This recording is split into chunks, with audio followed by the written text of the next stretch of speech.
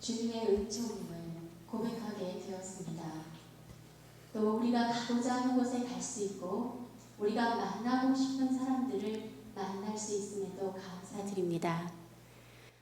비록 한 공간에서 함께하지는 못하지만 주님의 시간 안에서 함께할 수 있는 이 시간도 주님의 은총임에 찬미와 영광을 드립니다. 이 긴 터널을 함께 동행하시면서 저희를 보호하시는 우리 어머니 마리아께 찬미 드리며 찬양하십니다.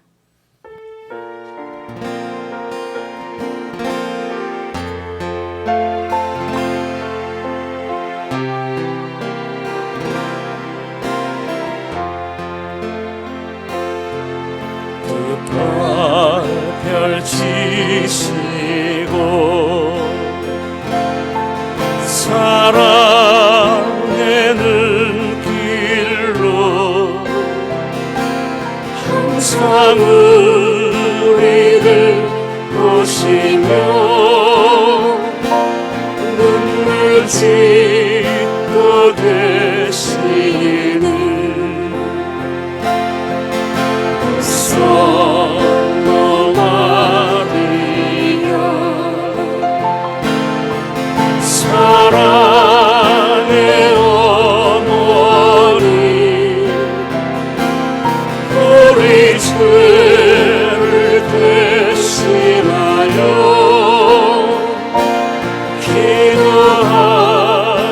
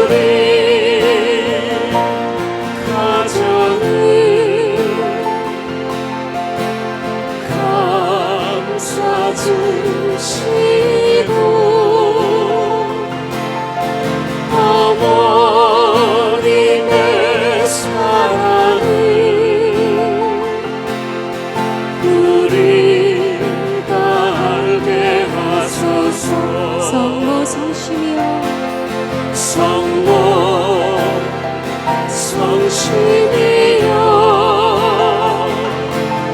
사랑의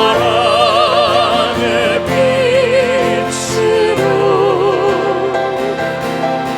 우리 가정을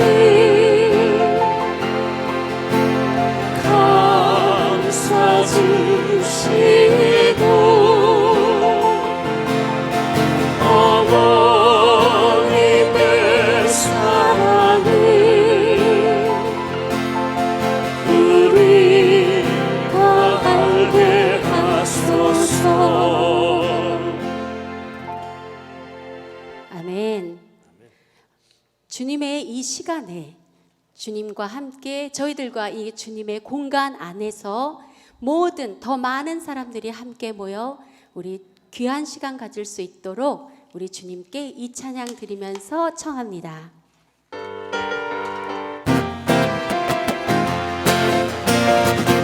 와서 찬양해 사랑을 주신 주 찬양해 사랑의 우리 주님 생명 주셨네 소리쳐 찬양해 기쁨을 주시는 우리 왕 찬양의 제사 드리며 주님께 경배해 다 와서 찬양해 찬양해 찬양해 주님 찬양해 주님 우리 왕 다 와서 찬양해 찬양해 찬양해 주님 찬양해 주님 우리 왕 다 와서 찬양해 다 와서 찬양해 사랑을 주신 주 찬양해 사랑의 우리 주님 생명 주셨네 소리쳐 찬양해 기쁨을 주시는 우리 왕 찬양의 제사 드리며 주님께 경배해 다 와서 찬양해 찬양해 찬양해 주님 찬양해 주님 우리 왕 다 와서 찬양해 찬양해 찬양해 주님 찬양해 주님 우리 왕 모든 만민들아 모든 만민들아 주를 찬양하여라 위대하신 우리 주님을 소리로 찬양해 우리 주 예수 찬양하라 주 찬미 알렐루야 오 주 찬미 알렐루야 알렐루야 주 찬미 알렐루야 오 주 찬미 할렐루야 할렐루야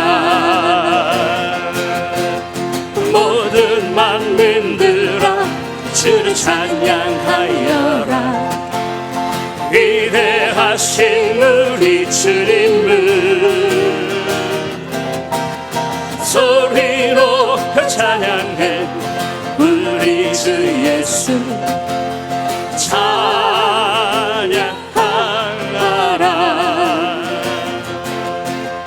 주 찬미 할렐루야 오 주 찬미 할렐루야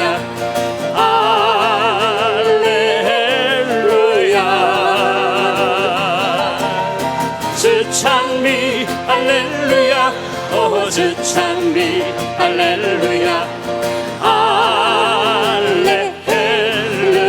주 찬미 할렐루야 주 찬미 할렐루야 오 주 찬미 할렐루야 할렐루야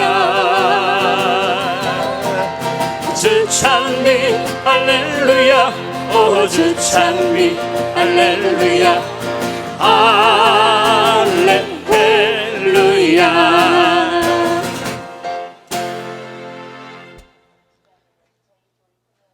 아멘. 열왕기 상권에 있는 말씀을 봉독하도록 하겠습니다. 당신 종은 당신께서 뽑으신 백성, 그 수가 너무 많아 셀 수도 헤아릴 수도 없는 당신 백성 가운데 있습니다.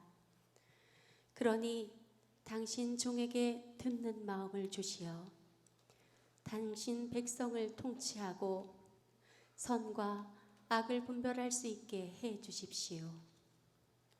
어느 누가 이렇게 큰 당신 백성을 통치할 수 있겠습니까? 솔로몬이 이렇게 청한 것이 주님 보시기에 좋았다. 그래서 하느님께서는 그에게 이렇게 말씀하셨다.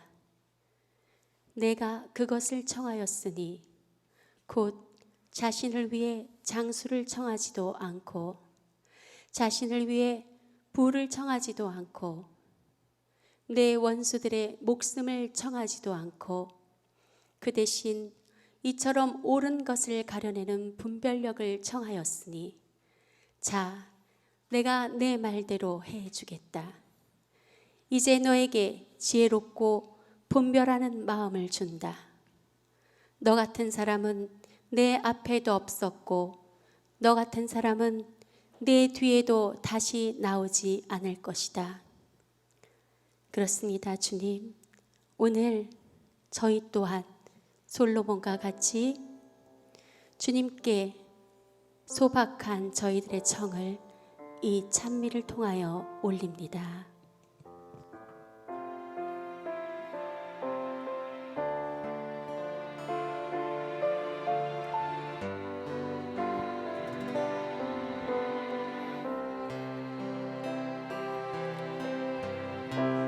당신 앞에 나는 노래이고 싶어요. 거북스런 소리지만 정성 어린 눈으로 성부 성자 성령 화음에 맞추어 많이 비가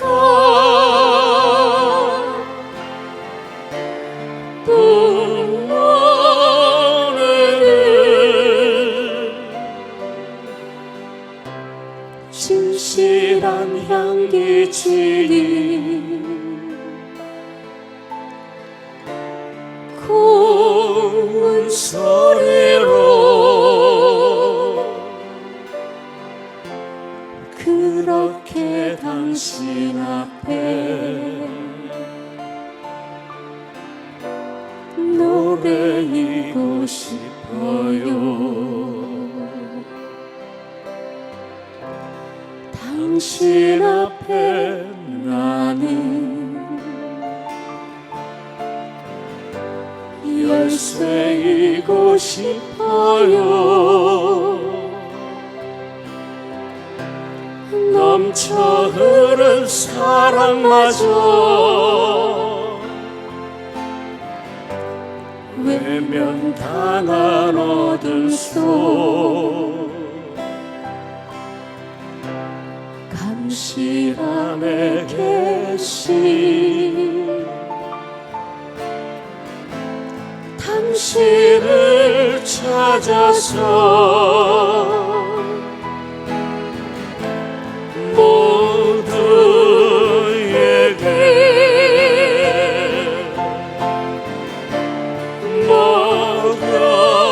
먹여주는 사랑의 마음 여는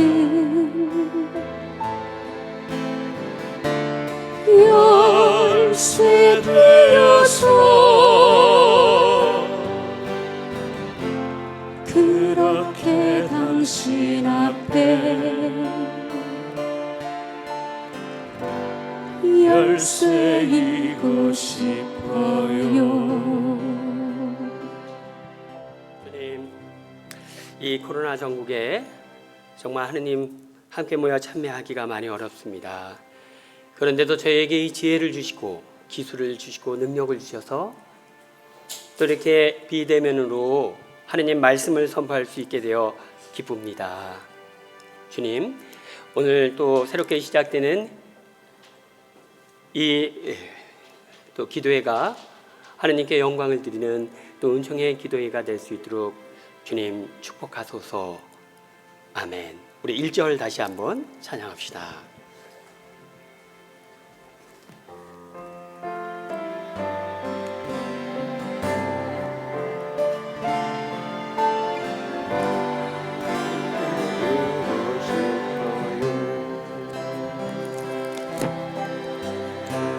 당신 앞에 나는 노래이고 싶어요. 가부스런 소리지만 찬송하린 눈으로 성부 성자 성령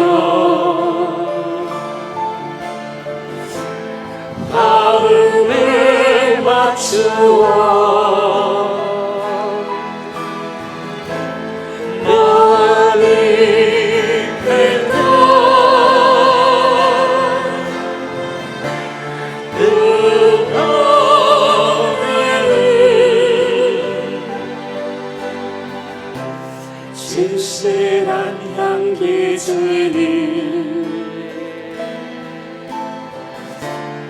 고운 소리로 그렇게 당신 앞에 노래이고 싶어요.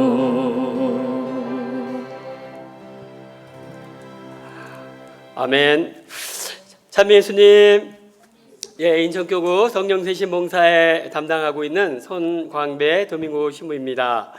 먼저 이렇게 영상으로 여러분들을 뵙게 돼서 너무너무 기쁘고 또 하느님께 감사를 드립니다.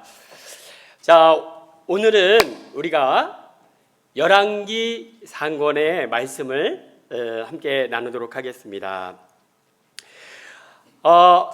먼저 여러분, 열왕기 상하 이 성서는 언제 쓰여졌냐면 이스라엘 백성이 바빌론으로 유배간 그 시기에 쓰여졌습니다. 587년에 이스라엘이 망하고 대다수의 백성들이 포로로 끌려갔습니다. 이때 그들은 거기서 이제 반성을 하기 시작합니다. 우리가 하느님의 선택받은 백성인데 왜 이 노예 생활을 하는가? 우리 성전 안에는 하느님이 거하시는 성전을 모시고 있었는데 왜 우리가 이 포로 생활을 하게 되었는가? 이 부분을 이제 묵상하게 됩니다. 그러면서 결론은 하느님께서 모세를 통해 우리에게 주신 율법을 우리가 제대로 실천하지 않았기 때문이구나. 하느님께서 우리에게 주신 말씀을 제대로 실천하지 않았기 때문에 우리가 이렇게 망한 것이구나. 성전은 무너지지 않으리라고 생각했지만 말씀을 따라 살지 않으면 성전도 무너지고 선민들도 망하고 다 망하는구나. 이 사실을 깊이 있게 이제 묵상하고서 그 묵상 내용을 글로 적은 것이 바로 열왕기 상권의 말씀입니다. 그러니까 열왕기 상권의 곳곳에 열왕기에는 곳곳에 우리가 왜 망했는지에 대한 그런 설명들이 곳곳에 담겨 있습니다. 그러니까 역사가 조금 부정적인 측면에서 잘한 것도 있지만 못한 것도 있는데, 잘한 것보다는 지금 포로로 끌려가가지고 우리가 뭘 잘했냐는 이게 지금 두 번째 문제인 거예요. 우리가 뭘 못해서 지금 이 지경이 됐냐, 여기에 이제 포인트가 맞춰져 있습니다. 반면에 뒤에 있는 역대기 상하는 똑같은 이스라엘의 역사를 담고 있지만, 요거는 돌아와서 이제 우리가 다시 새로운 이스라엘을 건설하자라는 이런 희망을 갖는 시기에 쓰여진 책이에요. 그러니까 요 역대기가 쓰여질 때 사람들의 마음은 우리가 과거에 잘못했던 거 이거 중요하지 않다. 우리가 다시 회개했고 우리가 다시 하느님과 화해하게 되었고, 그래서 이제 하느님께서 우리와 함께 계시다. 그러니까 우리가 잘할 수 있다라는 그런 내용을 담고 있습니다. 그러니까 역대기는 잘한 거 있고 못한 일이 있는데, 잘한 일에, 긍정적인 일에, 희망적인 일에 초점이 맞춰졌다면, 이 열왕기서는 우리가 왜 이렇게 망했는가에 대한 질문에 대한 답임을 염두에 두고 성서를 보시면 훨씬 도움이 되겠습니다. 자, 그러면 이제 본문 말씀 바로 들어가겠습니다. 우리 사무엘 상하를 통해서 다윗의 이야기가 소개됐습니다. 다윗이 정말 사울의 뒤를 이어 이스라엘을 이끌었죠. 그 이후에 이제 사울 이후에 이야기들이 이제 소개되고 있습니다. 먼저 1장 1절을 보겠습니다. 다윗 임금은 시작. 다윗 임금이 늙고 나이가 많이 들자 이불을 덮어도 몸이 따뜻하지 않았다. 네, 나이가 드니까 지금 다윗의 나이가 30의 임금이 돼서 40년간 왕이 됐어요. 그러니까 지금 나이가 70입니다. 나이가 70이니까 이제 체력이 떨어지죠. 체온도 떨어지고 자, 그래요. 사람은 나이가 들면 몸이 쇠약해지기 마련입니다. 그러나 그리스도인들은 몸은 쇠약해도 마음은 더 충만하고 영혼은 더 충만합니다. 바오로 사도가 이 이야기를 힘주어 이야기하고 있는데, 고린토후서 4장 16절을 보겠습니다. 시작. 그러므로 우리는 낙심하지 않습니다. 우리의 외적 인간은 쇠퇴해 가더라도 우리의 내적 인간은 나날이 새로워집니다. 나이가 들어 우리의 외적 인간, 우리의 몸뚱아리는 다 쇠약해져 가도, 그러나 시간이 지날수록 우리의 내적 인간, 우리의 믿음이 충만해지고 우리의 희망이 충만해지고 우리의 사랑이 충만해진다. 그러니까 나이 들어가면서 막 희망에 가득 차 있고 사랑에 가득 차 있다면 제대로 그리스도인답게 산 것입니다. 나이 들어간다고 절망에 빠져 있고 우울증에 빠져 있고 이렇게 한다면 그리스도인답게 살지 못했기 때문에 그렇습니다. 여러분, 쇠약해져가는 몸을 위해 세상 사람들은 노후 대책을 세웁니다. 쇠약해져가는 마음과 영을 위해 우리가 사후 대책을 세워야겠습니다. 사후 대책이 없으니까 불안한 것이고, 사후 대책이 없으니까 두려운 것입니다. 사후 대책, 내가 세상을 마감하는 날 하느님을 만나는 영광의 날이라는 확신을 갖는다면, 나이가 들어갈수록 몸에서 힘이 빠질수록 할렐루야, 하느님 만날 날 가까우는구나, 우리가 힘을 낼 수 있을 것입니다. 자, 우리 3절 보겠습니다. 그리하여 시작.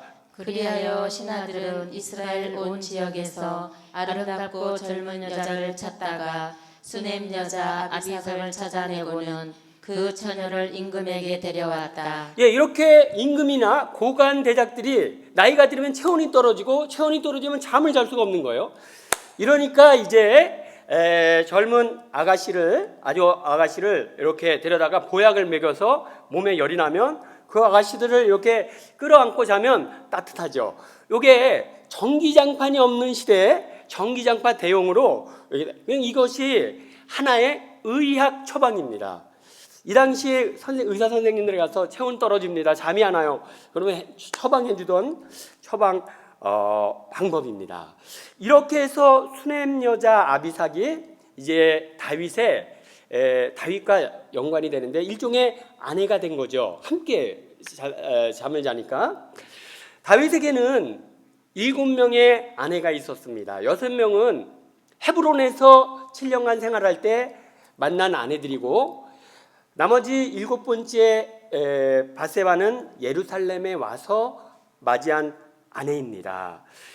이 7명의 아내가 있는데 이제 이 아비삭이 이 아내의 반열에 들었죠. 그렇지만 이 정식 아내라고는 할 수 없고 일종의 후궁 중의 하나로 이제 취급되는 그런 상황이 됐습니다. 자, 1장 5절을 보겠습니다. 한편 핫기스의 아들 시작. 한편 핫기스의 아들 아도니아는 내가 임금이 될 것이다 하면서 그 말을 부렸다. 그러고는 자기가 탈 병거와 말을 마련하고 호위병 10명을 두었다. 네. 여기 아도니아는 이 다윗의 네 번째 아들입니다. 네 번째 아들.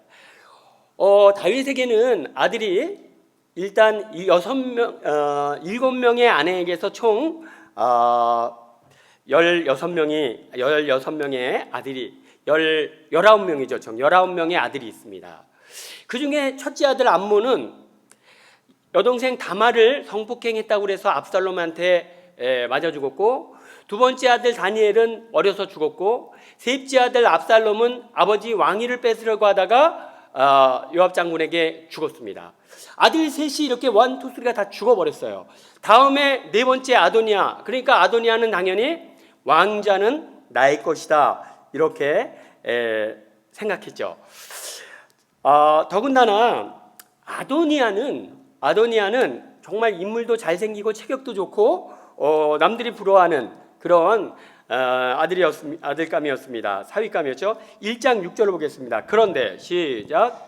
그런데 그의 아버지는 평생 한 번도 그에게 내가 어찌하여 그런 일을 하느냐고 물으며 듣기 싫은 소리를 하지 않았다. 아도니아 또한 용모가 뛰어나고 압살롬 다음에 태어났던 것이다. 예, 그러니까 용모가 뛰어나고 여기 좋은데 다윗은 한 번도 그에게 싫은 소리를 안 했다. 그러면 여러분, 아이가 자라면서 잘하는 일도 있고 못하는 일도 있대요. 잘할 땐 칭찬하고 못할 땐 야단을 쳐서 바로 잡아줘야 되는데 다윗이 한 번도 그런 적이 없다는 거예요. 그러니까 제가 볼 때 이 다윗은 자식 교육에 있어서는 좀 빵점인 것 같아요. 왜냐하면 암놈이 자기 여동생을 성폭행했을 때 데려다가 이마 이 새끼야 야단을 쳐야 되거든요. 야단을 안 치니까 그 다말의 오빠가 그 암놈을 죽이는 이런 상황이 발생되죠. 두 번째, 또 그렇다고 또 자기 형을 죽였으면 압살롬을 데려다가 야단을 쳐야 되는데 야단을 치지 않아요. 집 나갔다가 다시 들어왔는데 야 보기 싫으니까 내 앞에 나타나지 마 이렇게 해버리는 거예요. 아니 잘못했으면 야단을 치고 그렇게 해야 되는데 그런 모습이 전혀 없습니다. 자, 그러므로 여러분 자녀를 교육할 때는 정말 야단을 많이 쳐야 돼요. 우리 한번 써볼까요? 잠언 22장 6절을 보겠습니다. 마땅히 시작. 마땅히 걸어야 할 길을 아이에게 가르쳐라. 그러면 늙어서도 그 길에서 벗어나지 않는다. 아이가 잘못했으면 야단을 쳐라. 그래도 말 안 들으면 회초리를 들어라. 그래야 그가 늙어서 후회하지 않는다. 하나 더 보겠습니다. 집에서 30장 1절. 제 자식을 시작. 제 자식을 사랑하는 이는 그에게 종종 매를 댄다. 그러면 말년에 기쁨을 얻으리라. 맞고 자란 아이가 말년에 정말 기쁨이 되고 잘 된다. 이 감정이 있어서 때리는 게 아니라 네가 뭘 잘못했는지를 정확히 알게 하도록 매를 댄다. 그러니까 요즘 너무 그냥 오냐오냐 해서 키우는 것은 제가 볼 때 그렇게 좋은 교육법이 아니라고 생각됩니다. 유치원에서 학교에서 선생님들이 애들 야단을 치면 난리가 난다고 그래요. 그래가지고는 사실 교육이 어렵지 않겠나 이런 생각이 듭니다. 자, 7절 보겠습니다. 아도니아가 시작.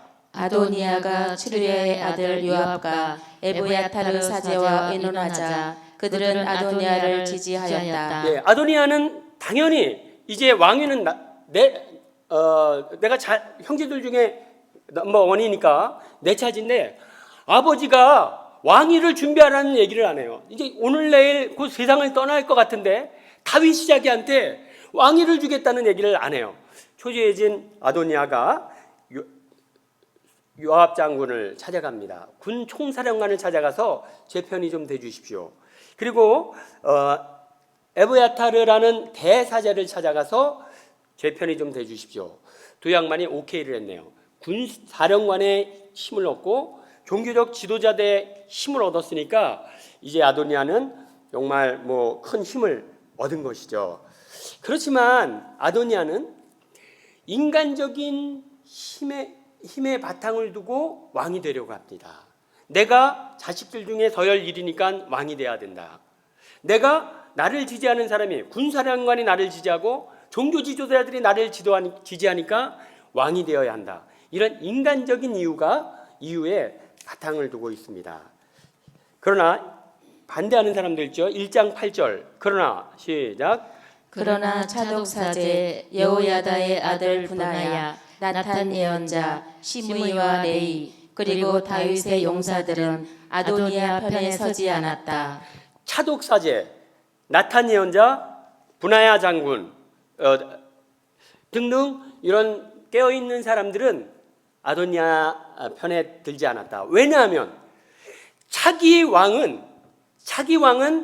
아도니아가 아니라 솔로몬이 될 것이라는 것을 생각했기 때문입니다.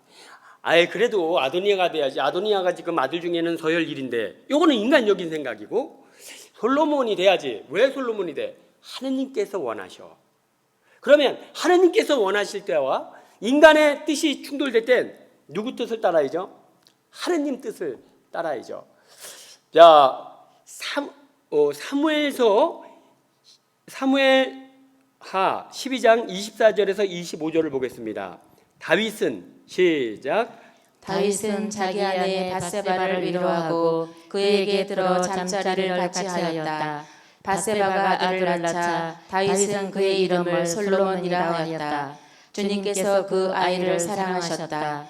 주님께서는 예언자 나탄을 보내시어 당신께서 사랑하시는 아이라 하여 그의 이름을 여디디아라고 부르게 하셨다. 네, 하느님께서 다윗의 19명의 아들 중에 유일하게 하느님께서 직접 이름을 붙여 주셨습니다. 여디디아, 너는 나의 사랑하는 아들이다. 이렇게 하느님께서 이름을 직접 지어 주셨을 때는 내가 그를 특별히 도구로 쓰겠다는 표징이죠. 아브라함이 그랬고, 세례자 요한이 그랬고, 또 예수님도 태어나시기 전에 하느님께서 이미 이름을 예고해 주셨습니다. 그러므로 이제 다윗은 네디렐 왕은 하느님께서 이름을 직접 지어주신 솔로몬이구나라는 것을 알았죠. 역대기상 22장 9절을 보겠습니다. 이제 너에게 시작. 이제 너에게 한 아들이 태어날 터인데 그는 평온한 사람이 될 것이다. 내가 사방에 있는 그의 모든 적으로부터 그를 평온하게 해주겠다. 그래서 그 이름이 솔로몬이 될 것이다. 나는 그가 살아있는 동안 이스라엘의 평화와 안정을 베풀겠다. 네. 자, 이렇게 솔로몬이라는 이름도 그가 왕이 되면 그에게 평화를, 그가 있는 곳에 내가 평화를 선물하겠다라고 해서 하느님이 주어주신 이름이에요. 평화를 주겠다고 해서 솔로몬이라고 하고, 내가 사랑한다고 해서 애칭, 닉네임 여디디아라는 이름도 지어주셨습니다. 자, 이렇게 하느님께서 두 개의 이름을 다 지어주신 경우는 오직 솔로몬뿐입니다. 자, 22장 10절을 보겠습니다. 그가 바로 시작. 그가 바로 내 이름을 위한 집을 지을 사람이다. 그는 나의 아들이 되고 나는 그의 아버지가 될 것이다. 그리고 나는 이스라엘에 그의 왕자를 영원히 튼튼하게 하겠다. 예, 솔로몬을 두고 그는 왕이 될 것이고 나는 그의 왕자를 튼튼하게 해줄 것이다. 이미 다윗에게 이렇게 하느님께서 말씀하셨습니다. 그러므로 이제 다윗은 내 왕위는 맏아들 여디디아가 아니라 솔로몬이구나. 자, 그러면 우리 다시 열왕기로 돌아와서 9절 보겠습니다. 1장 9절. 아도니아는 시작. 아도니아는 왕자들인 자기의 모든 형제와 임금의 신하들인 유다의 모든 남자를 엔 로겔 근처 조엘렛 바위에 불러놓고 양과 소와 살찐 송아지를 잡아 제사를 드렸다. 네. 아도니아는 이 왕이 된 거에 있어서 하느님의 뜻은 염두에 두지 않습니다. 그냥 인간적인 생각, 내가 첫째니까 왕이 돼야 되고 형제들 모아놓고 야 누가 왕이 돼야 돼? 형님이 되셔야죠. 오케이. 고관대작을 모아놓고 누가 왕이 돼야 됩니까? 아유 예 되셔야죠. 자 이렇게 그래서 이제 그 사람들을 다 모아놓고 제사를 드립니다. 자, 요 모임에 참여한 사람들은 하느님 뜻보다는 사람의 뜻을 더 선호하는 사람들의 모임이다. 자, 10절을 보겠습니다. 그러나 시작. 그러나 나탄 예언자와 분하야와 용사들 그리고 자기 동생 솔로몬은 부르지 않았다. 예, 이렇게 해서 하여튼 의로운 모임과 부당한 모임이 있는데 부당한 모임에는 의인을 배제합니다. 의인들이 오는 것을 거부하죠. 반면에 합당한 모임에는 죄인들이 가기를 거부합니다. 그러므로 그 모임이 의로운 모임이냐 아니냐는 정말 의로운 사람들이 가고자 하는 모임인가? 아니면 죄인들이 가고자 하는 모임인가? 보면 우리가 알 수 있겠죠. 자, 이렇게 해서 아도니아는 벌써부터 자꾸 분열을 조장합니다. 왕궁의 분열을 조장해요. 자, 이렇게 분열을 조장하는 것은 어둠의 일이다. 하느님의 역사, 성령의 역사는 일치를 조장합니다. 자, 1장 11절에서 12절을 보겠습니다. 그때 시작. 그때 나탄이 솔로몬의 어머니 바세바에게 말하였다. 죽은 이신 다윗 임금님께서도 모르시는 사이에 학기세 아들 아도니아가 임금이 되었다는 소식을 듣지 못하였습니까? 이제 제가 의견을 들을 터이니 당신의 목숨과 당신 아들 솔로몬의 목숨을 구하십시오. 예, 이렇게 이제 돌아가는 정세를 보니까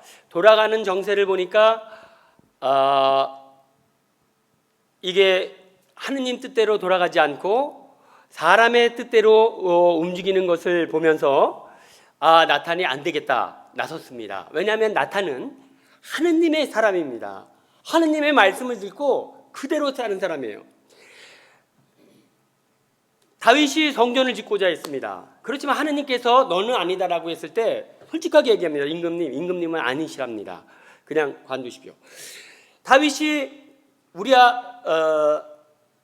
우리아를 죽이고 바세바를 취했을 때 가서 임금님 왜 그렇게 살인을 하고 왜 이렇게 간음을 했습니까? 라고 임금 앞에 그런 얘기를 합니다. 죽으려고 하는 소리죠. 그렇지만 하느님께서 가서 내 말을 전하라고 하면 나탄은 조금도 주저하지 않고 가서 하느님의 말씀을 전하는 사람, 그리고 하느님의 뜻이 실현되도록 노력하는 사람이죠. 바로 이렇게 이 공동체는 나탄이라는 정말 원로가 있었습니다. 공동체에 어른이 있었습니다. 언제나 공동체에 어른이 있을 때 위기의 상황에서도 흔들리지 않죠. 공동체에 어른이 없으면 그 공동체는 위기 때마다 휘청휘청되고 출렁출렁되죠. 자, 우리 나탄이 바로 이 위기에 빠진 공동체의 역할을 합니다. 자, 17, 18 바세바가 시작. 바세바가 그에게 대답하였다. 저의 임금님께서는 주 임금님의 하느님을 두고 이 여종에게 너의 아들 솔로몬이 내 뒤를 이어 임금이 되고 내 왕자에 앉을 것이다 하고 맹세하셨습니다. 그런데 지금 아도니아가 임금이 되었는데도 저의 주군이신 임금님께서는 모르고 계십니다. 바세바는 그냥 넋놓고 있었습니다. 왜냐하면 임금님께서 다윗이 자네 아들 솔로몬이 임금이 될 거야 얘기를 해줬거든요. 그러니까 이제 임금님 돌아가시면 우리 아들이 왕이 되겠지. 그리고 그냥 멍하니 있는데 저쪽에서는 이제 아도니아가 왕이 되려고 막 추대를 하는 거예요. 자, 이렇게 되니까 아니 우리 아들이 왕이 돼야 되는데 누가 왕이 돼? 임금님 돌아가시면 우리 아들 왕 자리에 올려준다고 그랬는데 누가? 그래가지고 이제 바세바가 다윗에게 가서 아니 임금님께서 내 아들을 왕위에 올려준다고 했는데 지금 엉뚱한 사람이 왕이 되려고 하고 있습니다. 이렇게 이제 이야기합니다. 자, 22절 밧세바가 시작. 밧세바가 아직 임금에게 말을 하고 있는데 나탄 예언자가 들어왔다. 예, 이제 나탄 예언자가 또 계속 이렇게 또 조언을 하기 위해 들어왔습니다. 27절 이런 일이 시작. 이런 일이 저의 주군이신 임금님의 명령에 따라 일어났겠습니까? 임금님께서는 누가 저의 주군이신 임금님의 뒤를 이어 왕좌에 앉게 될 것인지 임금님의 신하들에게 알려주신 적이 없습니다. 다윗은 밧세바에게는 얘기했습니다. 밧세바의 자네 아들이 왕위에 오를 것이다. 자네 아들 솔로몬이. 그렇지만 아무에게도 얘기하지 않았어요. 왜 얘기하지 않았죠? 왜냐하면 다윗에게는 배다른 형 6명이 있습니다. 그리고 자기 형제들 중에서도 솔로몬은 제 4명의 형제들 중에서도 막내인 거예요. 그 당시 서로 왕이 되려고 하는 이런 상황에서 저 유치원생 솔로몬이 임금이 될 거다라고 하면 걔는 유치원 가다 죽습니다. 그러니까 이 이야기를 누구한테 얘기할 수가 없는 거예요. 저 꼬맹이 지금 기란성 같은 형들이 지금 왕이 되려고 막 번쩍번쩍하고 있는데 저 유치원생 꼬맹이가 왕이 될 거라 그러면 이게 안 될 것 같으니까 아무 얘기도 하지 않았습니다. 그래 오직 밧세바만 알고 있죠. 또 누가 알고 있었죠? 나탄은 알고 있었습니다. 나탄은 얘기도 안 했는데 어떻게 알았습니까? 그는 기도하는 사람이기 때문에 알았죠. 그는 언제나 기도 안에서 하느님의 말씀을 듣고 그 말씀으로 공동체를 하느님께로 향하게 했던 사람입니다.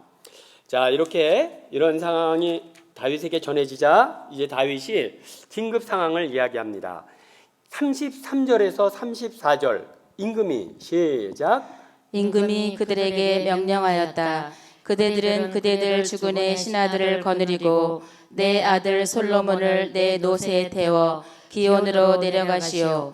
거기에서 차독 사제와 나탄 예언자는 그에게 기름을 부어 그를 이스라엘의 임금으로 세우시오. 그러고 나서 나팔을 분 다음 솔로몬 임금 만세 하고 외치시오. 예, 예루살렘 다윗성 성전은 굉장히 높은 산꼭대기에 있습니다. 요새죠. 자, 그래서 다윗은 예언자, 사제, 여러 신하들에게 우리 솔로몬을 기온샘은 아주 저 아래쪽에 있는 샘이 솟아나는 곳입니다. 기온샘 가서 거기에서 왕으로 기름 붓고 거기에서부터 올라오시오. 이렇게 이야기하네요. 자, 그럼 왜 하필 기온이라는 곳에 가서 왕 즉위식을 하고 거기서부터 행진을 하라고 하죠? 거기에는 이스라엘 예루살렘의 젖줄 기온샘, 물이 펑펑펑펑 나는 샘물이 있습니다. 그러니까 거기서 왕이 즉위식을 하고 예루살렘 성전으로 올라오는 왕궁으로 올라오는 것은 앞으로 솔로몬이 어떤 사람이 될 것이다. 기온샘에 펑펑펑펑 솟아나는 샘물처럼 그렇게 이스라엘의 생수의 역할을 할 사람이다라는 것을 이제 알려주기 위해 그렇게 하고 있습니다. 자, 그래요. 그렇게 해서 이제 신하들은 다윗 임금이 이야기한 대로 솔로몬을 대동해서 기온성에 내려갑니다. 39절에서 40절 차독 사제가 시작. 차독 사제가 기름 담은 뿔을 천막에서 가져와 솔로몬에게 기름을 부었다. 그러고 나서 나팔을 분 다음 모든 백성이 솔로몬 임금 만세 하고 외쳤다. 모든 백성이 그의 뒤를 따라 피리를 불고 올라가며 큰 기쁨에 넘쳐 환호하였는데 그 소리에 땅이 갈라질 지경이었다. 네. 자, 이제 시킨 대로 기름을 부어서 그 기름은 만남의 장막에 그 계약계 옆에 놓습니다. 왜냐하면 그 기름을 갖다가 붓는 것은 예언자지만 그 기름을 부어주시는 분은 누구다? 만남의 계약계에 계신 하느님께서 이 기름을 부어주시는 거다라는 측면에서 그 기름을 개화기에 옆에 놓습니다. 자, 그렇게 해서 그 기름을 머리에 붓고 기름 부음 예식을 합니다. 하느님께서 그에게 기름을 부어, 기름은 곧 성령을 상징하죠. 그래서 이제 기름을 붓고 성령 충만해졌습니다. 왕으로서 백성을 다릴 수 있는 갖가지 은총들을 받게 되는 것입니다. 그러고서 이제 임금님, 솔로몬 임금님 만세! 막 만세! 이렇게 하면서 이제 다윗을 이끌고 예루살렘으로 올라오네요. 여러분, 이렇게 솔로몬을 나귀에 노새에 태워서 앉히고서 사람들이 행진을 하는데 막 옷을 벗어서 깔고 나뭇가지를 깔고 임금님 만세! 만세! 이거 어떤 장면 연상되죠? 예수님 예루살렘 입성 연상되죠? 바로 이 솔로몬의 이 모습은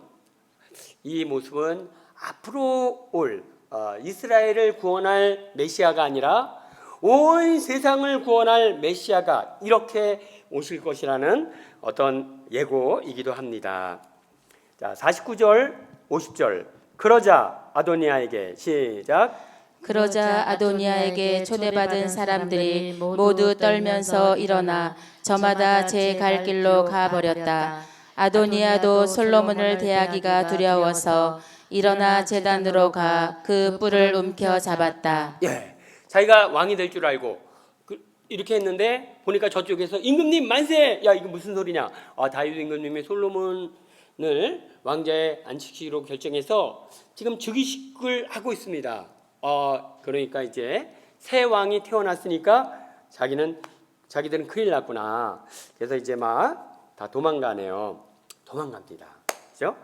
악인들은 위기가 오면 흩어집니다. 의인들은 위기가 오면 뭉치죠. 악인들은 위기가 오면 막 두려움에 떱니다. 왜 떨죠? 죽을까 봐. 악인들은 위기가 오면 죽을까 봐 떨어요. 의인들은 비장한 각오를 합니다. 왜죠? 죽음이 두렵지 않기에. 목숨을 바쳐 뜻을 이루고자 이렇게 합니다. 그러니까 내가 어떤 일에 너무 쉽게 두려움을 느낀다면 확신이 없기 때문입니다. 이것이 하느님의 일이라는 확신이 없기 때문에 떨고, 확신이 없기 때문에 자꾸 흩어지고 그렇게 한다. 확신이 있다면 오히려 위기를 기회로 삼아갈 것입니다. 자, 이렇게 해서 이제 결국에는 아도니아와 솔로몬의 왕위 쟁탈전은 솔로몬의 승리로 끝났네요. 자, 2장 1절. 이제 다윗이 왕 위에 오른 솔로몬에게 이제 유언을 합니다. 유언이라는 것은 여러분 가장 정말 내가 이 사람에게 해주고 싶은 가장 중요한 것은 자기 인생에 자기가 70년 살고 나서 체험한 가장 핵심적인 것을 이야기하는 시간이죠. 다윗은 과연 70년 파란만장한 삶을 살고 자기 아들에게 어떤 이야기를 해주는가? 1절에서 2절. 다윗은 죽는 날이 시작. 다윗은 죽을 날이 가까워지자 자기 아들 솔로몬에게 이렇게 일렀다. 나는 이제 세상 모든 사람이 가는 길을 간다. 너는 사나이답게 힘을 내어라. 먼저 다윗은 제대로 산 사람이에요. 죄도 짓고 뭐 이렇게 저렇게 약한 모습도 보였지만 어쨌든 70평생을 제대로 살았습니다. 왜죠? 죽음을 두려워하지 않고 죽음을 자연스럽게 내가 걸어야 할 길로 받아들이네요. 성숙한 인간의 모습입니다. 두 번째, 그 아들에게 너는 사나이답게 힘을 내어라. 벌벌벌벌 떨면서 살지 말고 이렇게 당당하게 살라고 이렇게 말씀하시죠. 사나이답게 힘을 내어서 살려면 어떻게 살아야죠? 살고자 하면 죽고 나를 위해 죽는 사람은 살 것이다 라는 예수님 말씀대로 하느님 위에 목숨을 내놓은 삶, 이것이 대장국사께 살 수 있는 유일한 길입니다. 하느님의 뜻을 위해서라면 목숨이 아깝지 않은 삶, 하느님 영광을 위해서라면 지금 당장 죽어도 문제가 되지 않는 삶, 이것이 정말 대장부다운 삶이죠. 자, 우리 3절 보겠습니다. 두 번째, 유언 두 번째. 자, 대장국답게 살아라. 두 번째, 주 내 하느님의, 시작. 주 내 하느님의 명령을 지켜 그분의 길을 걸으며 또 모세법에 기록된 대로 하느님의 규정과 계명, 법규와 증언을 지켜라. 그러면 내가 무엇을 하든지 어디로 가든지 성공할 것이다. 하느님의 법을 지켜라. 하느님의 말씀을 따라라. 이것입니다. 내가 70년 살아보니까 하느님 말씀대로 하면 사는 것이고 하느님 말씀대로 하지 않으면 죽는 것이더라. 하느님 말씀대로 하면 도저히 열매가 없을 것 같은데도 열매가 풍요롭고, 하느님 말씀을 어기면 굉장히 잘 될 것 같은데도 쭉쟁이만 남더라. 이게 다윗이 70년을 살고 다윗에게, 그러므로 하느님 말씀이 네 생각에는 아닌 것 같아도 그 말씀, 그 길을 가라. 그러면 네가 잘 될 것이다. 예, 두 번째 예언을 주네요. 유언을. 자, 세 번째 유언 보겠습니다. 4절. 또한 주님께서, 시작. 또한 주님께서 나에게 내 자손들이 제 길을 지켜 내 앞에서 마음과 정성을 다하여 성실히 걸으면 내 자손 가운데에서 이스라엘의 왕좌에 오를 사람이 끊어지지 않을 것이다 하신 당신 약속을 그대로 이루어 주실 것이다. 예, 내가 성실히 산다면 내 왕위는 끊어지지 않을 것이다. 계속 네 아들대로 계속 이어질 것이다. 자자손손 번영할 것이다. 말씀에 충실하고, 그리고 성실하게 성실하게 이렇게 성실하게 산다면, 성실하게 산다는 것은 보는 사람이 있든 없든 그냥 내가 해야 할 일을 충실히 하는 거죠. 보는 사람이 있으면 잘하고 보는 사람이 없으면 막 한다면 이것은 불성실한 삶의 모습이라고 생각됩니다. 자, 이렇게 하느님 앞에서 충실하고 사람들 앞에서 충실하게 살 때 내가 가는 길에 하느님 축복이 있을 것이다. 요게 다윗이 마지막 이제 솔로몬에게 준 예언의 말씀입니다. 자, 2장 15절을 보겠습니다. 그는 이렇게 말하였다. 시작. 그는 이렇게 말하였다. 모국께서도 아시다시피 이 나라는 제 것이었습니다. 그리고 온 이스라엘도 제가 임금이 될 것으로 기대하고 있었습니다. 그런데 이제 나라가 뒤집어져 아우의 것이 되었습니다. 그가 주님에게서 그것을 받았기 때문입니다. 예.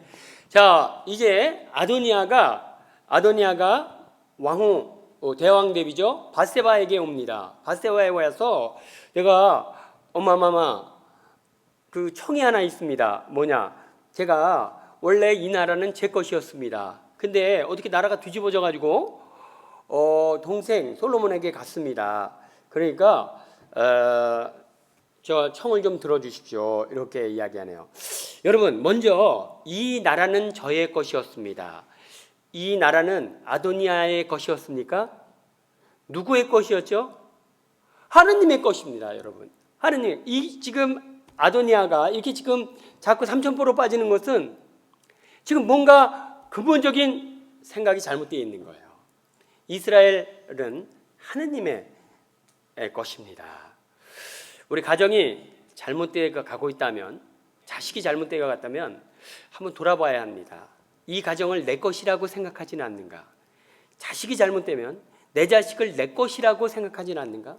하는 기업이 잘 안 되면 이 기업이 내 것이라고 생각하지 않았는가?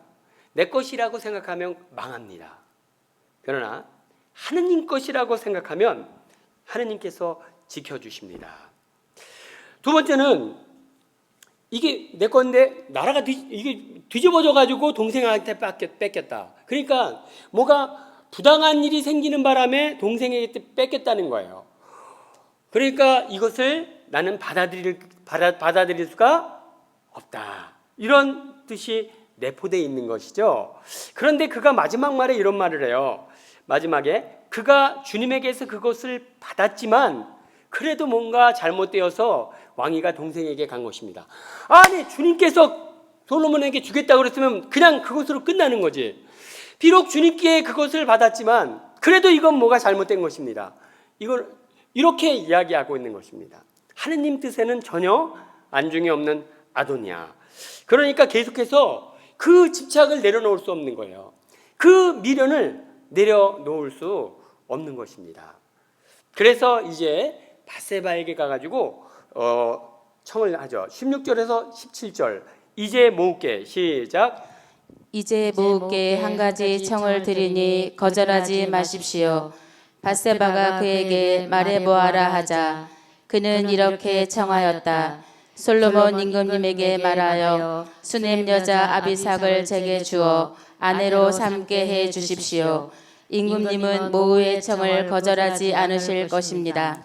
예, 자, 요 부분이 문제가 됐는데 수넴 여자 아비삭은 다윗이 나이 70에 몸이 차가지고 잠을 잘 수가 없으니까 좀 따뜻하게 체온을 좀 유지시켜 주라고 젊은 아가씨를 뽑아가지고 다윗의 품에 안겼어요. 다윗의 품에 안겨줬으니까 일단 와이프, 아내죠, 아내. 그렇지만 도저히 부부로서 정상적인 관계가 아닌 거예요. 그런 측면에서는 또 그냥 후궁 중에 하나로 취급될 수도 있겠죠. 어쨌든 선왕 아버지 품에 안겼던 여인입니다. 그 여인을 내 와이프로 주십시오. 근데 이게 지금은 좀 이상해 보이지만 그 당시에는 여러분 임금의 와이프를 내 아내로 주십시오 이러면 안 되죠, 그죠? 임금의 와이프가 여럿이니까 여럿이 안 되죠.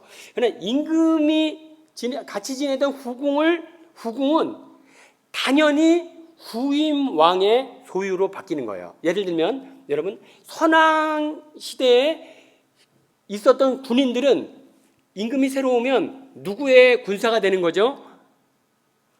그 새로운 임금의 군사가 되는 거죠. 마찬가지로 선왕과 함께 지냈던 후궁들은 왕이 바뀌면 자연히 이제 후임 왕의 또 후궁이 되는 거예요. 요거는 그래요. 요거는 이제 조금 약자 보호 차원에서 그렇습니다. 그렇지 않으면 예를 들면 보세요. 15세 지금 나이 70 다윗이 70에 몸이 차가지고 15 어린 아가씨를 데려다가 품에 안겼는데 그래서 그냥 한 1년 잘 살다가 죽었어요.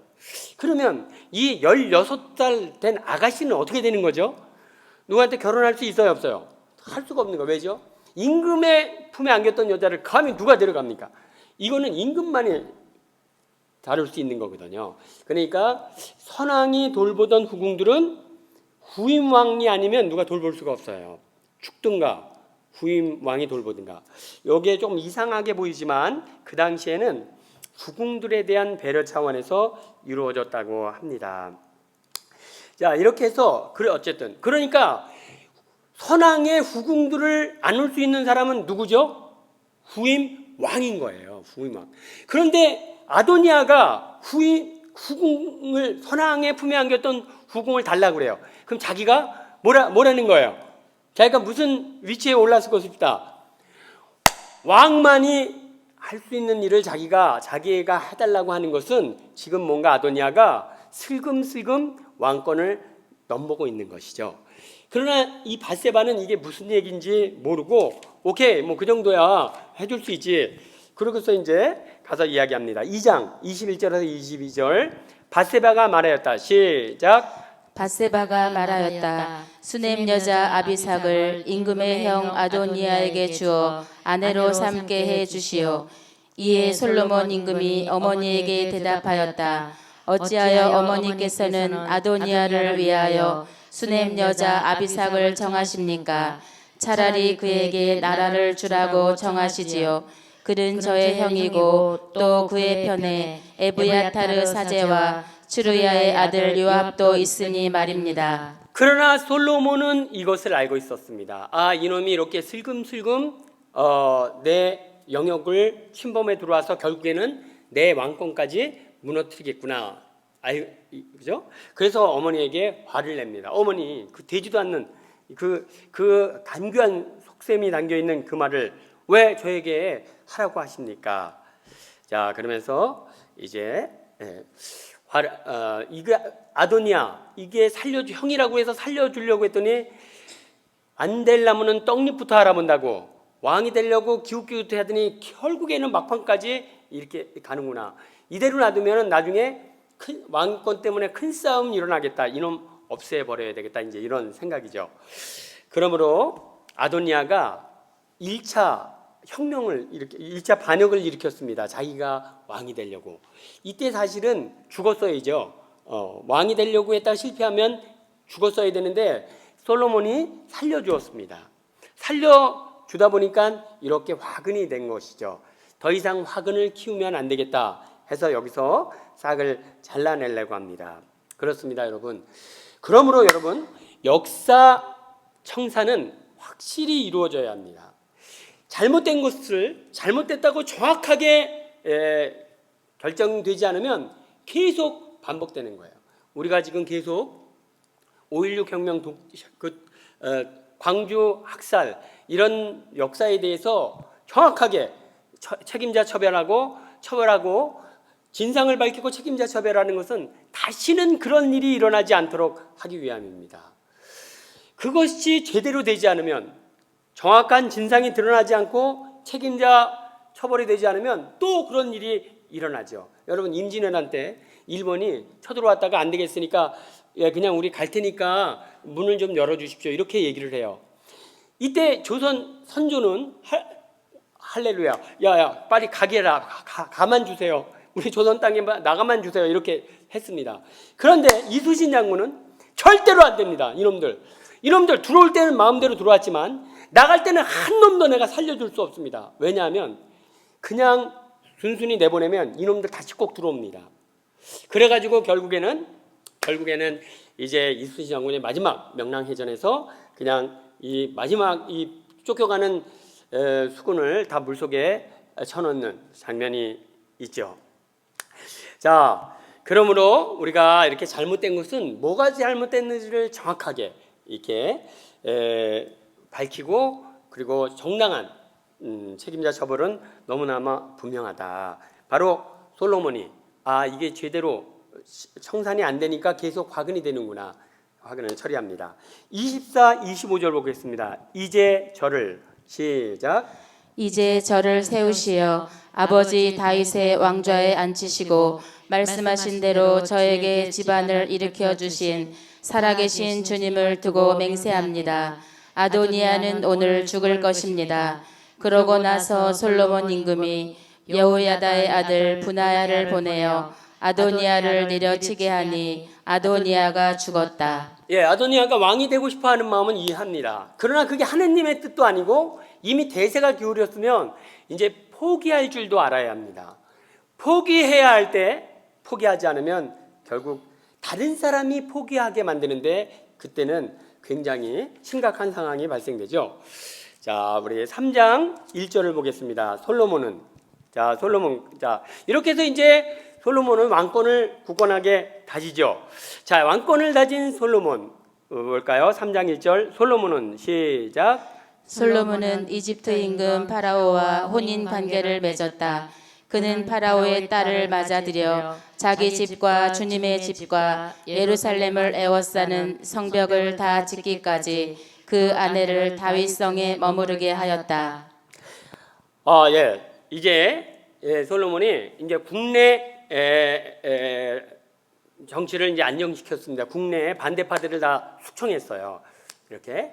자, 국내는 이제 없는데 문제는 외국의 나라들이 이제 걱정이 되는 거예요. 특히 그 당시 최고의 강대국은 이집트죠.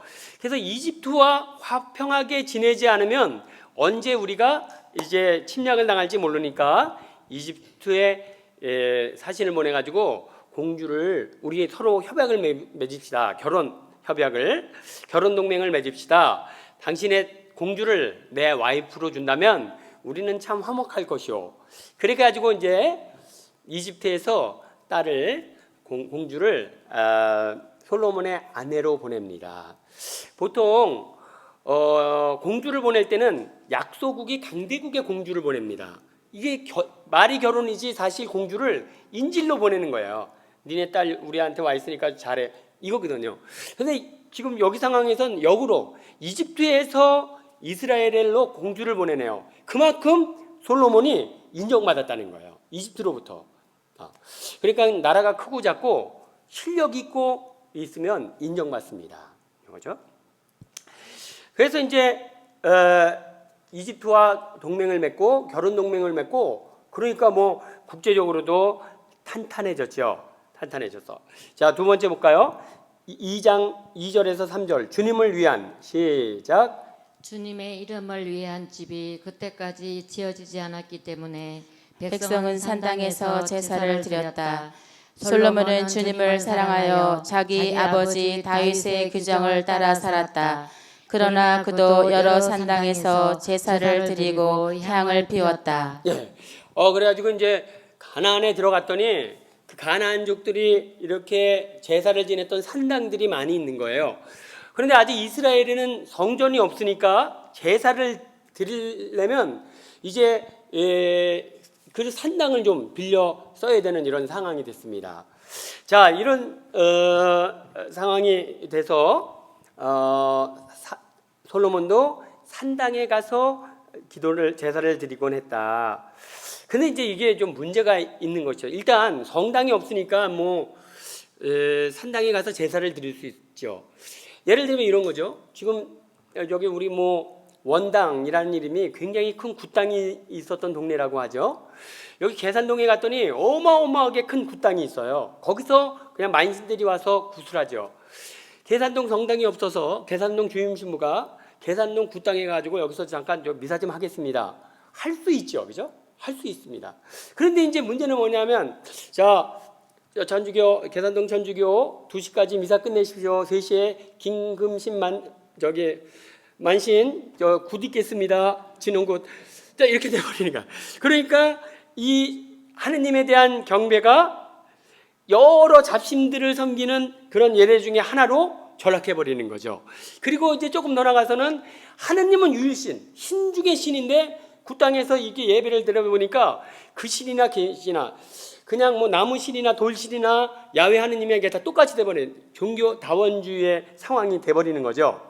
자, 이런 상황 가서 성당이 없으니까 그 장소를 빌려서 미사 드리는 것 자체는 문제가 아닙니다. 문제는 위험성을 내포하고 있다는 거죠.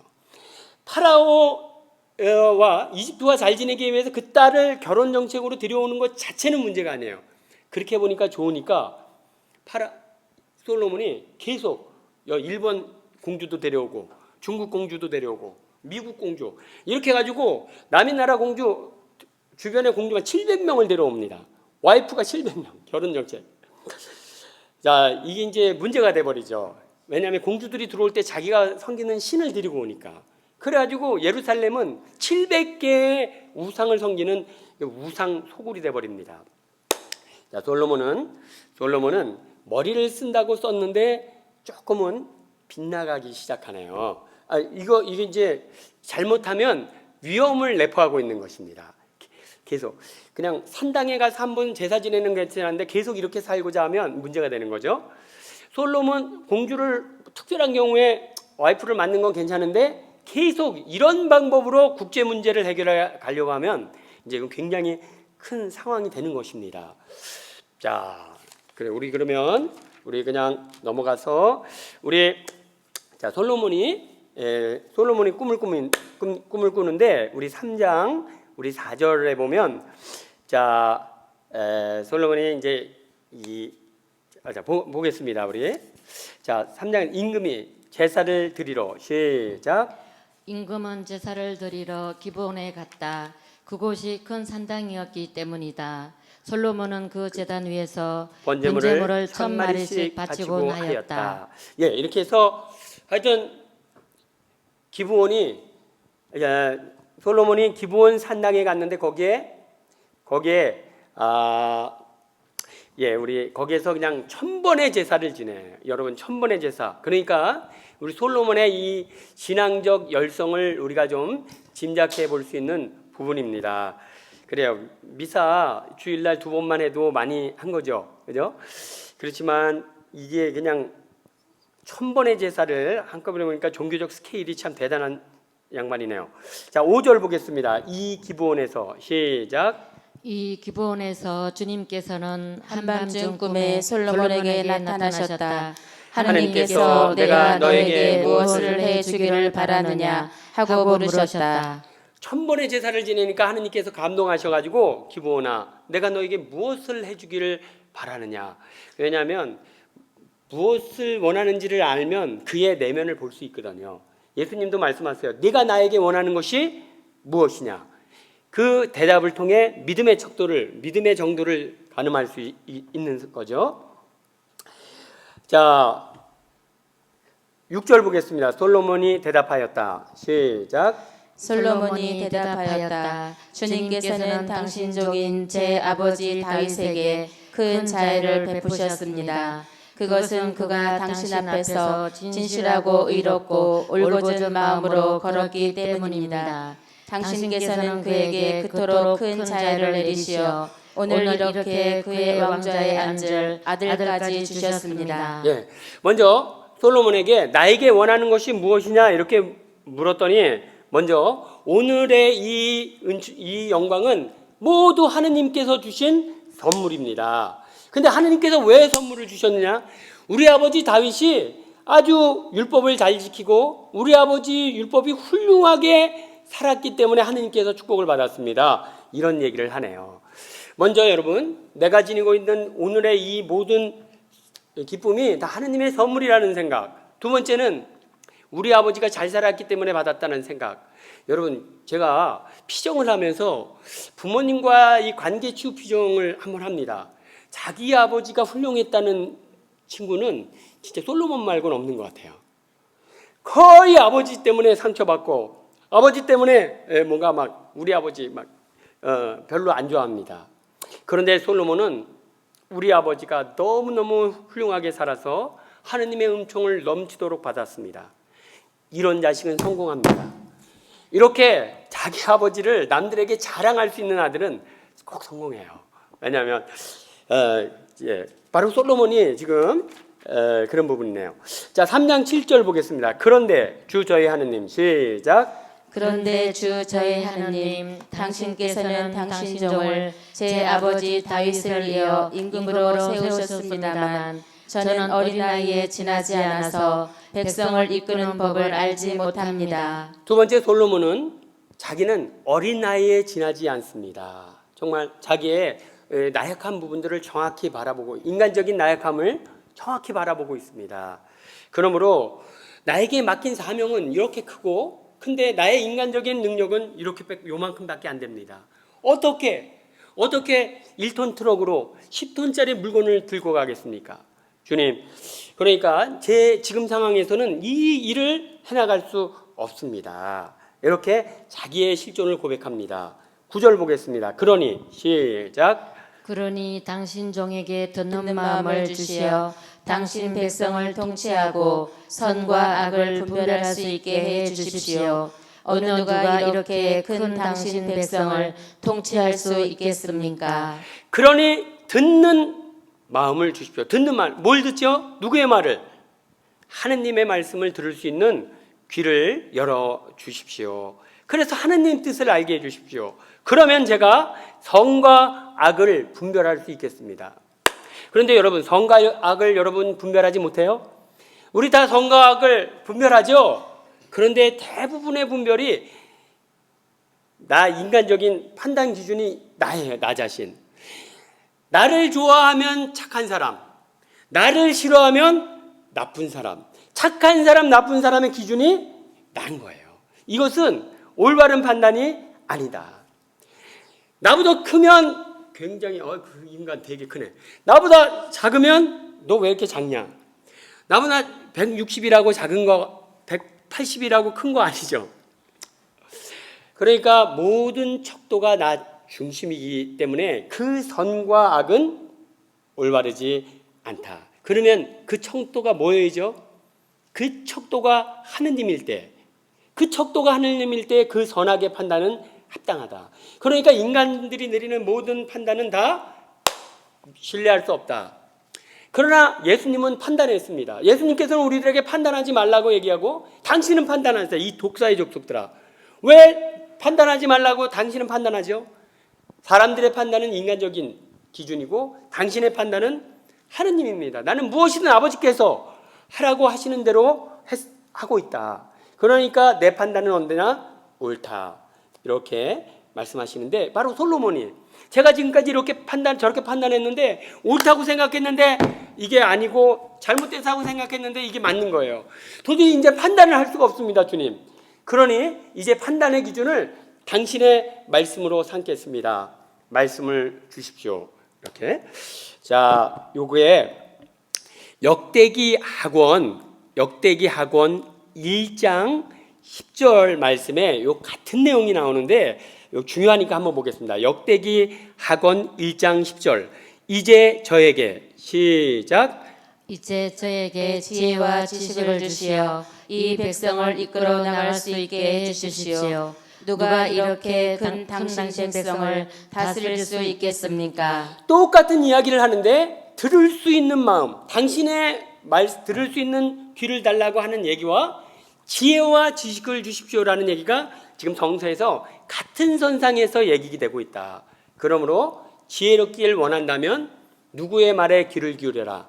하느님 말씀에 귀를 기울여라. 그러니까 여러분 자녀들을 지혜로운 자녀로 키우고 싶으면 기도하게 만드십시오. 기도해서 하느님 말씀에 귀를 기울이게 만들고 성서를 익히십시오. 성서를 통해 하느님 말씀을 읽는 자녀들을 만드시기 바랍니다. 자, 이렇게 솔로몬이 기도했더니 자, 하느님께서 답변해 주십니다. 12절 보겠습니다. 그죠? 12절. 자, 이제 시작. 자, 내가 내 말대로 해주겠다. 이제 너에게 지혜롭고 분별하는 마음을 준다. 너 같은 사람은 내 앞에도 없었고 너 같은 사람은 내 뒤에도 다시 나오지 않을 것이다. 예, 이렇게. 자, 이렇게 해서 내가 정말 겸손하게 나에게 청하니 내가 주겠다. 그런데 13절 보겠습니다. 또한 내가 시작.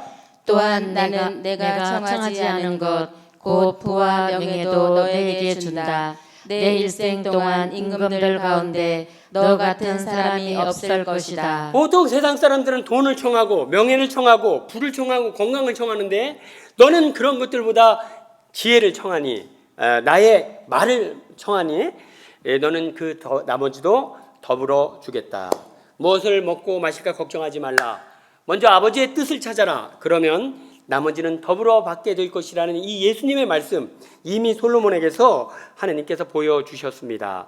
14절. 내가 만일 시작. 내가 만일 내 아버지 다윗이 걸었듯이 내 길을 걸으며 내 규정과 내 계명을 지키면 내 수명도 늘려주겠다. 네. 만일 내가 내 아버지처럼 그렇게 나에게 법규를 지키고 충실하게 산다면 너는 장수하게 될 것이다. 자, 그러나 여기에서 반대의 말이 있습니다. 네가 법규에 충실하면 장수하고 잘 될 것이다. 그럼 이건 동시에 무슨 말이죠? 그러나 법규를 지키지 않는다면 너는 망할 것이다. 이 열왕기는 왜 우리가 망했는가? 하느님 말씀을 지키지 않아서 우리가 망했다는 것을 이야기합니다. 그러므로 하느님의 이 약속은 그냥 앉아있으면 저절로 떨어지는 나무에서 떨어지는 감이 아니라는 것, 우리가 혼신의 힘을 다해 지혜를 마음을 다하고 힘을 다해 생각을 다해 지켜나갈 때 주어지는 선물임을 우리가 생각합시다. 자, 그러면 우리 솔로몬이 이렇게 지혜를 받고 과연 솔로몬이 어떻게 하느님께 영광을 드리고 어떻게 사람들에게 또 기쁨을 선사했는지 우리 다음 시간에 만나겠습니다. 영광이 성부와 성자와 성령께 처음과 같이 이제와 항상 영원히 아멘. 성부와 성자 성령의 이름으로 아멘.